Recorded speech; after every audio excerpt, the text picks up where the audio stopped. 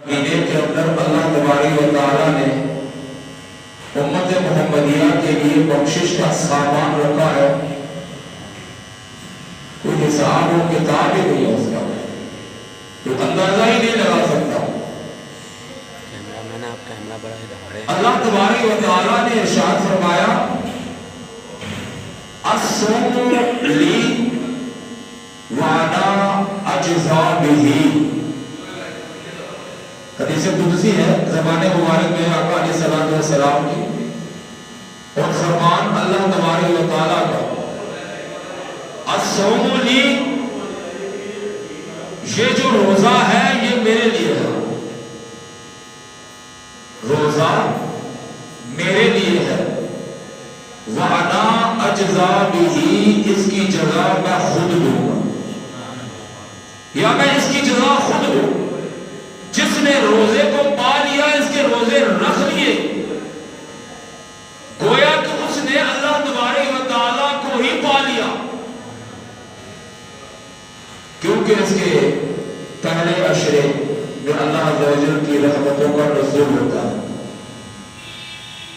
اس کے دوسرے عشرے میں اللہ تبارک و تعالیٰ امت محمدیہ کو بخشش کا معاملہ فرماتا ہے، مغفرت فرماتا ہے، اور اس کا اندر تیسرا عشرہ ہے، عشرہ کہتے ہیں 10 دن کو، تیسرا عشرہ جو ہے وہ ہے جہنم سے چھٹکارے کا عشرہ۔ تو رحمت و برکت حاصل کرنے کے لیے انشاءاللہ ہم سب مسلمان تیار ہوں گے، پھر 10 دن گزرنے کے بعد پھر اللہ عز و جل مغفرت اور بخشش کا عشرہ جو ہے وہ شروع فرمائے گا۔ اس وقت پھر کن کن کی بخشش ہوگی، کن کی مغفرت ہوگی، اس کے بعد آخری 10 دن جو ہوں گے اس کے اندر جہنم سے آزادی کا پروانہ امت محمدیہ کو ملے گا۔ تو سامعین حضرات، اللہ کے پیارے محبوب علیہ السلام دعا کیا کرتے تھے، اللہم بارک لنا رجب و شعبان وبلغنا رمضان، یا اللہ ہمیں رجب اور شعبان میں برکت دے، رجب میں بھی برکتیں حاصل کر لی، شعبان میں بھی برکتیں حاصل کر لی، وبلغنا رمضان، اب ہم رمضان میں داخل ہونے والے ہیں، پہنچنے والے ہیں۔ بڑے خوش نصیب ہیں وہ لوگ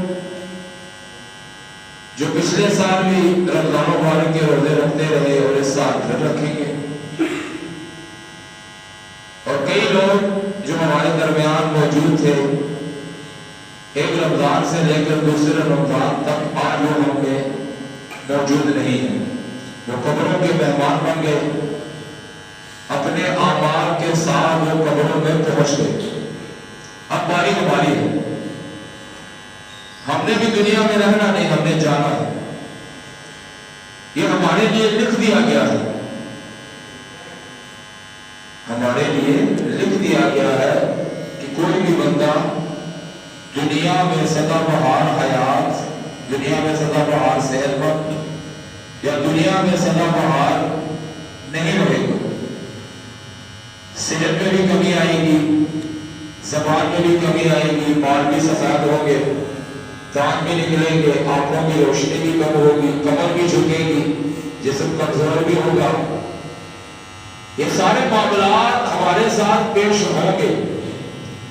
پھر ایک وقت ایسا آئے گا کہ حضرت سیدنا اسرائیل علیہ السلام ہمارے پاس تشریف لائیں گے، اور پھر ہم سے وہ مخاطب ہو کے کہیں گے کہ اب تمہارے سانسیں دنیا کے اندر پوری ہو چکی ہے، اب جناب والا آپ ہمارے ساتھ چلیے، اپنے اعمال کے ساتھ چلیے، جو گناہ کیا ہے وہ بھی آج تمہارے ساتھ ہوں گے، اگر نیکی کی ہے وہ بھی آج تمہارے ساتھ ہوگی، آج تم دنیا سے رخصت ہونے والے ہو، تو ذرا کا چارٹ تو دینی پڑے، نہیں بھی دیں گے تو زبردستی نکالی جائے گی. کیسے نکالی جائے گی؟ فقہاء نے لکھا ہے اگر ململ کے کپڑے کو کسی خاردار جھاڑی میں ڈال دیا جائے اور دوسرے کنارے سے ایک طاقتور آدمی اس کو کھینچے. اب اندازہ لگائیں کہ خاردار جھاڑی کے اندر جب وہ کانٹے چبھیں گے، وہ آپ اس کو کھینچیں گے تو کیسی اس کی تاریں بنے گی. تو قبر کی یہ جو موت کی سختی ہے وہ اس طرح کی ہے، مثال دی ہے. تو اسی لیے پیارے اسرائیل بھائیوں، کسی کو ایسے ایسے نظارے کرائے جاتے ہیں کہ ان کو پتہ ہی نہیں چلتا. اب ایک نمازی ہے، روزہ رکھنے والا ہے، وہ قبر اور موت کی سختی کو کیسے سمجھے گا؟ کیوں؟ نماز کے لیے تو اللہ تبارک و تعالیٰ فرماتا ہے کہ الصلاۃ معراج المومنین. بندہ جب نماز کی حالت میں ہوتا ہے وہ اللہ کے ساتھ گفت و شنید، اللہ کے ساتھ دیدار میں ہوتا ہے. معراج کہتے ہیں دیدار کو.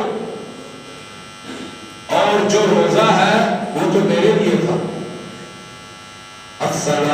الصوم لی وانا اجزا بہ، کہ یہ جو روزہ ہے یہ تو میرے لیے ہے، میں اس کی جزا ہوں.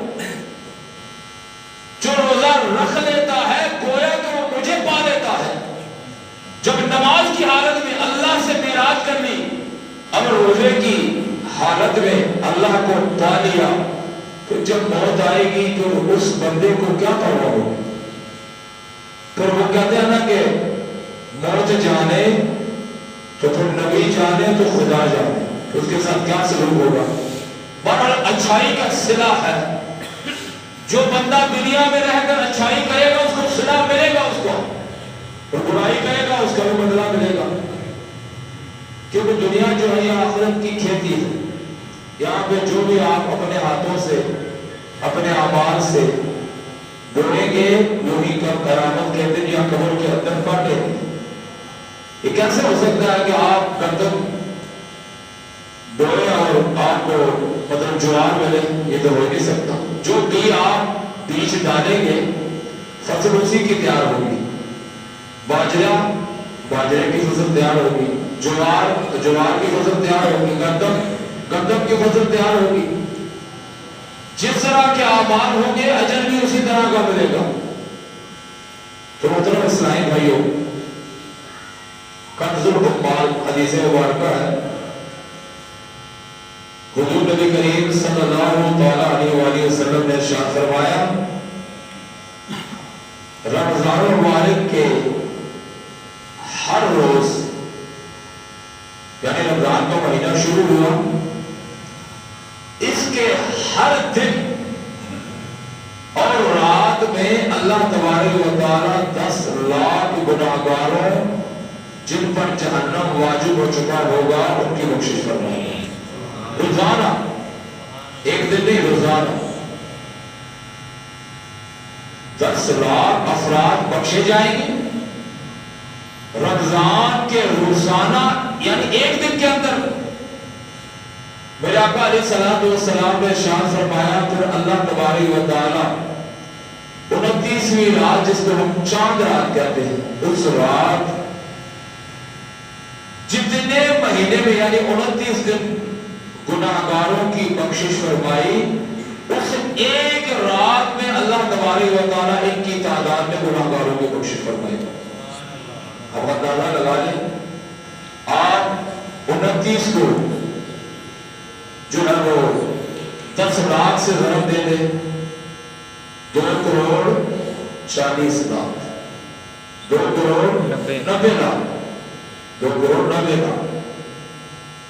اور پھر اللہ تبارک و تعالیٰ اپنے فرشتوں کو سامنے یعنی مخاطب کر کے ارشاد فرماتا ہے، فرشتوں تم بتاؤ جس بندے نے اس کو مزدوری دی گئی کہ وہ یہ بچا لاؤ، یہ کرو، اور وہ اپنی مزدوری پوری کر لے، اس کا کیا اجر ہے؟